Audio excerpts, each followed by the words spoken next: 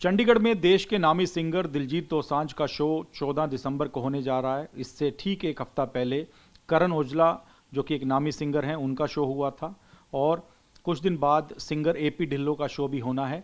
लेकिन इस तरह के जो आयोजन हो रहे हैं उससे चंडीगढ़ की जनता को भारी परेशानी का सामना करना पड़ता है।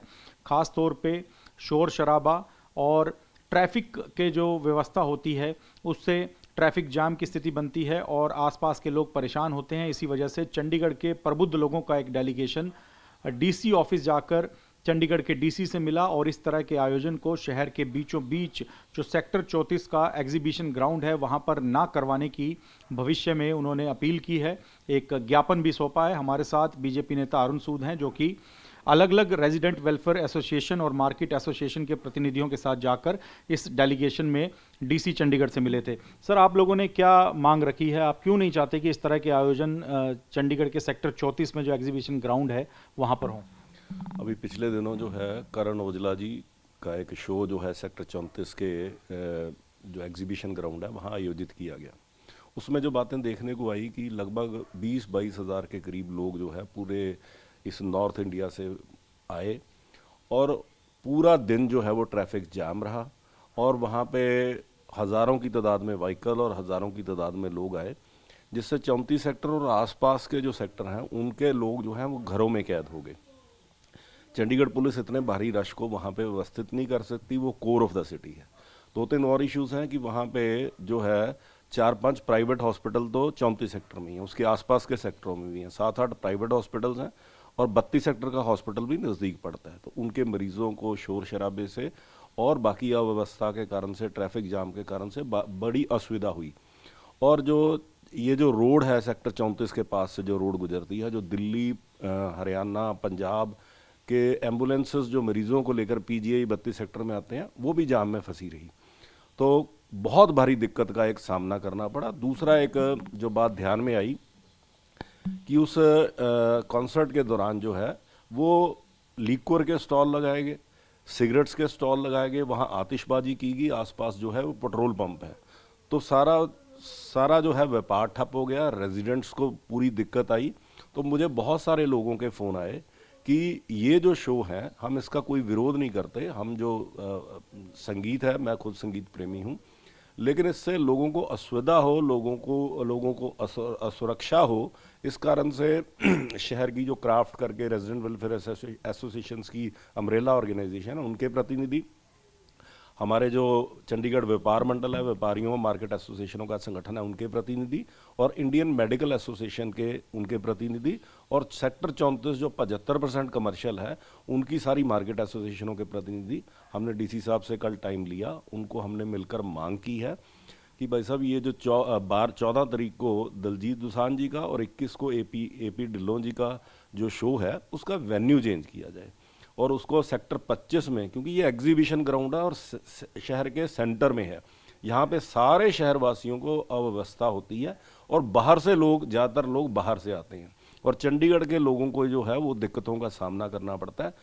चंडीगढ़ में सेक्टर 25 एक बिल्कुल शहर के बाहर है, वहाँ रैली ग्राउंड है, वहाँ पार्किंग की बहुत अच्छी व्यवस्था है, लाख के करीब लगभग लोग इकट्ठे हो सकते हैं।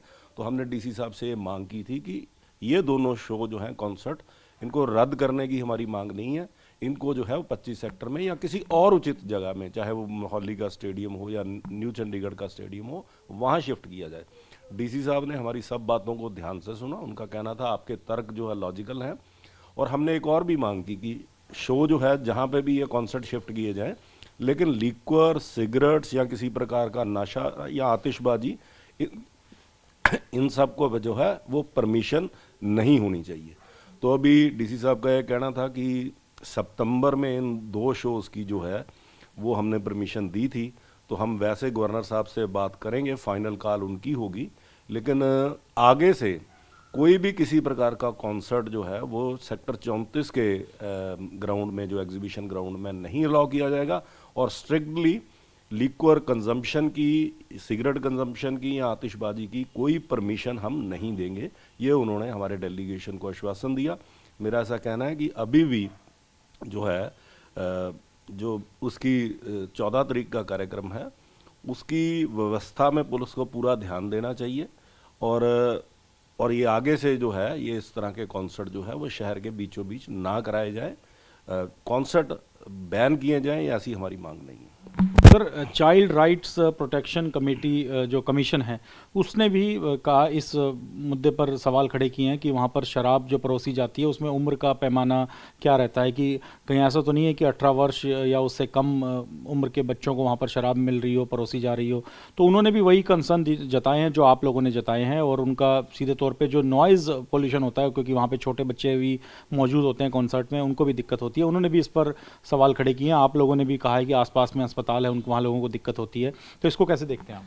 देखिए जी, जो नशा है चंडीगढ़ में पब्लिक प्लेसेस पे ड्रिंकिंग और स्मोकिंग बैन है, लेकिन आप एक एग्जीबिशन ग्राउंड में एक core of the city, centre of the city में आप उसको अलाउ करते हो, तो ये सरासर गलत है। बच्चे भी, जैसे आपने बिल्कुल ठीक कहा, कि वहाँ उम्र नहीं देखी जाती, और ये कमर्शियल एक्टिविटी है। हमारे नौजवान पीढ़ी को संगीत सुनना है, संगीत में नशे का क्या काम है? तो ये टोटली बैन होना चाहिए। डीसी साहब ने आश्वासन भी दिया। दूसरा, वहाँ पे 2 पेट्रोल पंप हैं, और एयर इंडेक्स जो है, एयर क्वालिटी इंडेक्स जो है चंडीगढ़ का पहले से बड़ा है। भारी आतिशबाजी हुई, और वो अगर वो पेट्रोल पंपों पे वो आतिशबाजियाँ गिरती तो वहाँ पे जो 20,000 लोग थे उनकी जान को भी जो असुरक्षित हो सकते थे। और दूसरा, जो इतने ज़ोर ज़ोर से वो जो साउंड पोल्यूशन होता है, इतने ज़ोर ज़ोर से वो डीजेस चलाए जाते हैं, तो मेरा ऐसा कहना है उस पर भी कंट्रोल होना चाहिए। आसपास, जैसे मैंने कहा, 7-8 हॉस्पिटल्स हैं, 32 सेक्टर का हॉस्पिटल है, तो ये सारी बातों को ध्यान रख के पूरी व्यवस्था के साथ ऐसे कॉन्सर्ट को उचित जगह पे आयोजन करना।